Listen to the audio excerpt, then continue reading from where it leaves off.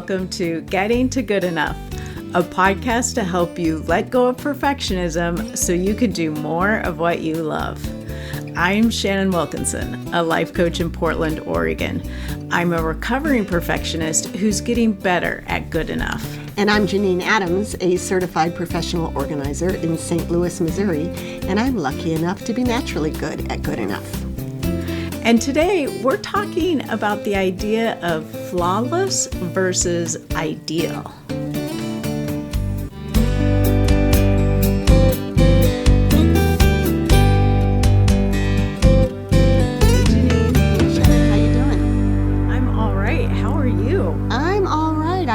Some virusy nonsense, upper respiratory stuff, so I'm feeling human again, which is delightful. Yes, I'm so glad you're feeling better. Thank you. It was a rough one. Yeah, hopefully I sound relatively okay. I mean, in terms of, the quality of my voice. We shall see. Yes. Yeah. I think you sound perfectly lovely to listen to. Oh, well, thank you. Well, today we were inspired by a podcast that I was sent by a listener, Debbie Potts. Thank you, Debbie. Thank you, Debbie. It's a Life Kit podcast episode called What Kind of Perfectionist Are You? And there's a 7-question quiz to find out. And it is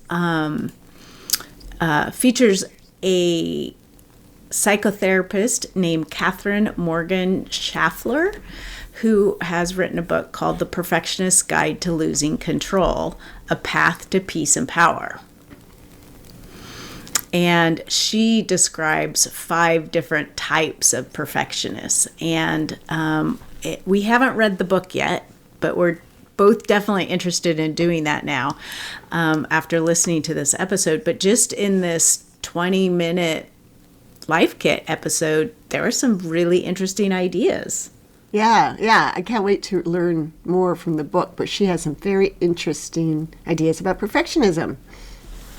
Yeah. And one of the first things that sort of caught both of our, I was going to say eyes, but actually ears, because we were listening to it, is that perfect, she describes the Latin root as meaning completely done and not flawless. That's amazing, considering the whole maxim that I believe we used early on in the podcast as well, which is done is better than perfect. Well, apparently, done is perfect. Who knew? Yeah. But it's a really interesting take. Yeah, because flawless is so what's that word I'm looking for? Hard to find. But yeah, it's a little virus fog still, I think. Yeah, there we go. But yeah, flawless equals hard. Yeah, flawless is difficult, if not impossible to achieve. Right. And people aren't flawless. Nothing's flawless. Right. And so I think, as we're thinking about perfect and perfection and perfectionism, reminding ourselves that it's not about being flawless, I think is really helpful. Absolutely. It's a little, it's really kind of a mindset shift. Mm-hmm. Yep. Yeah. And the other thing that really struck me was her idea that there's real, there's something positive and there's real power in perfectionism if it's approached in a healthy way as opposed to an unhealthy way. Yeah, right. Because you and I both have been talking for 4 years now, about 4.5, about letting go of perfectionism. And I firmly feel that's a beneficial thing, generally speaking. But the notion that there's a constructive rather than destructive side to perfectionism is really an interesting one. And I think there's a lot to explore there, a lot to dig in to.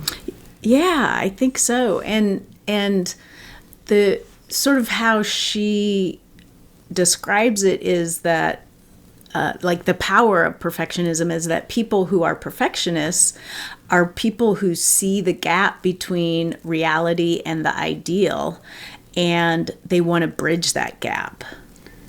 Yeah. Wow. And is it? Yeah. Yeah. And that can be a really great thing if it's done healthfully. Yeah.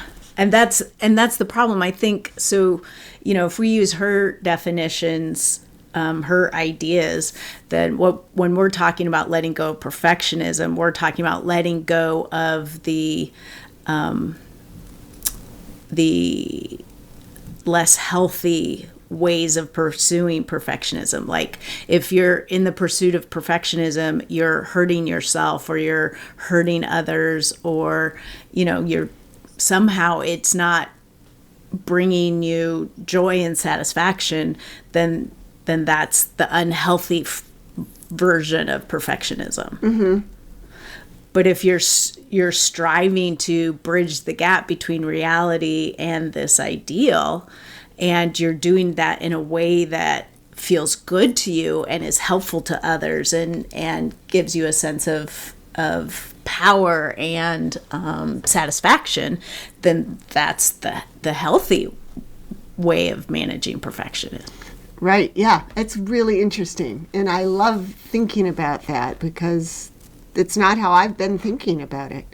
Right. But I know I think about my husband, who is a perfectionist and doesn't listen to our podcast, which is why I can say anything I want about him.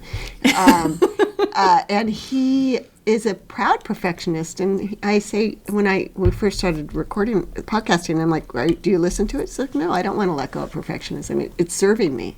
I'm like, well, Right. okay. And I can't argue with that because his perfectionism serves me as well and doesn't get in the way of, he's a really good cook. It doesn't get in the way of things typically. So maybe he's a healthy perfectionist. Right. And he's using that drive in a way that serves him. Mm-hmm. And me. Great. Yeah. That's great. Yeah. And there's something interesting about the difference between the language that she's using, some of the words like flawless and ideal. And ideal to me has a lot of variableness to it. Like it's like an idea, but it's not set in stone. It's not right or wrong. Right. It's very subjective. Mm-hmm. Right? Yes. Whereas flawless is less so, presumably.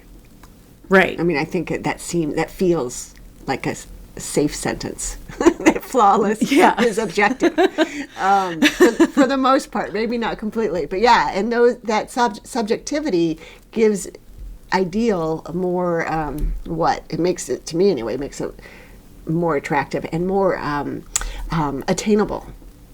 Right. Because my ideal, it might be different from your ideal, and we might both be able to easily attain that, even though they're different things. Mm-hmm. Yeah, and I feel like there's a little relief in striving for an ideal rather than striving for perfection. Because, in my mind, it's very locked in. Perfection is this idea of flawlessness. Mm-hmm. Yeah, absolutely. So, shifting that language, because I think there are times when, and maybe we did an episode where good enough is not good enough. I think we might have. And so, just taking that idea, it's like instead of trying to pursue perfect or perfection, pursuing an ideal when good enough isn't good enough feels so much more open and possible. Mm-hmm. Yeah, open and possible. That's interesting. I agree. I think I got distracted in my mind because I remembered that in my talk that I give called The Imperfect Genealogist, I have a section that says when good enough isn't good enough. But even that area, I'm not talking about perfect. right? I'm talking about Right. about some standards that are necessary. So really the ideal. Right. Yeah.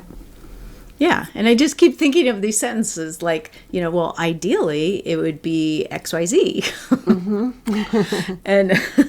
and like just the freedom that shift in language can create. Yeah, absolutely. And it's, I thought of the word I couldn't think of before, which was elusive. Achieving an ideal is far less elusive than achieving a flawless state. I think you mean the opposite. Dang, really? Achieving. No. Achieving a flawless state is more elusive than achieving an ideal state. And I think what I said was achieving an ideal state is less elusive than achieving a flawless state, which is true, but a less powerful sentence. And I didn't hear less, I heard more. So I probably just misheard you. We can let listeners rewind and see what they find. Yeah. Hit that, 30 seconds back button and This is one of the least flawless recordings we've done.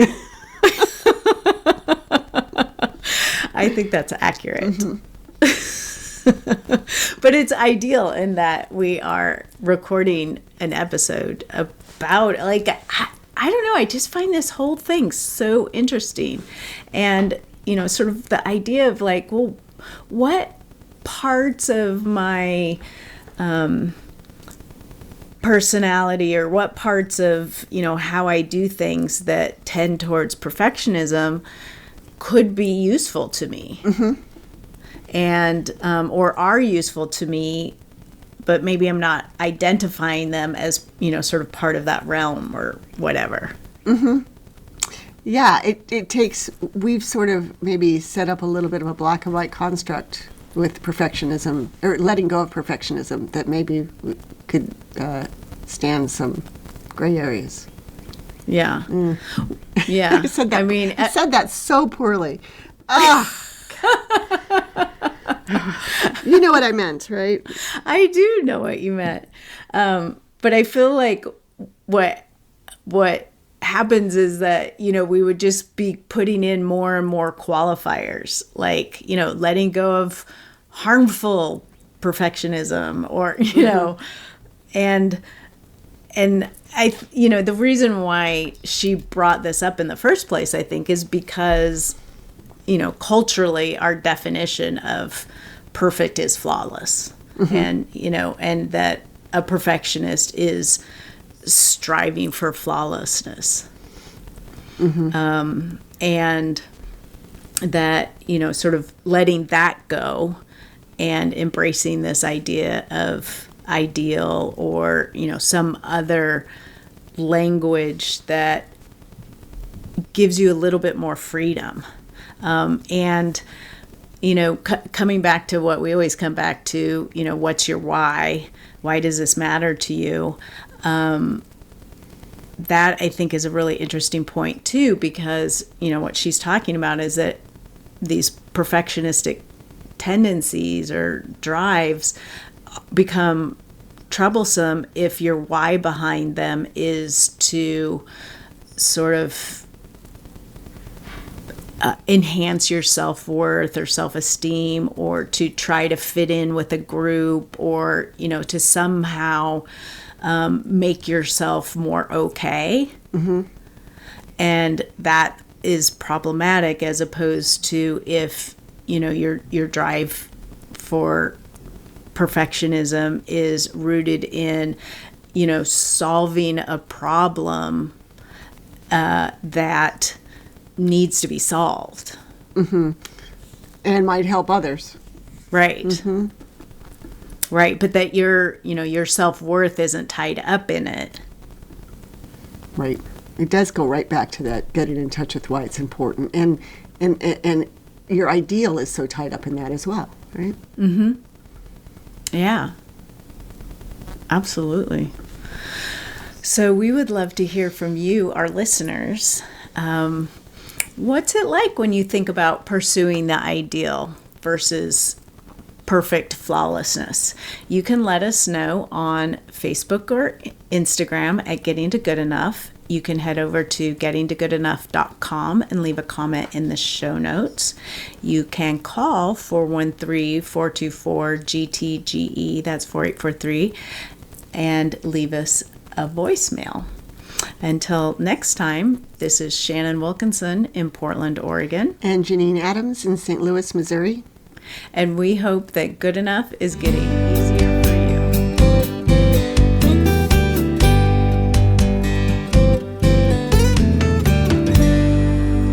I'm glad we let go of flawlessness because that was not it.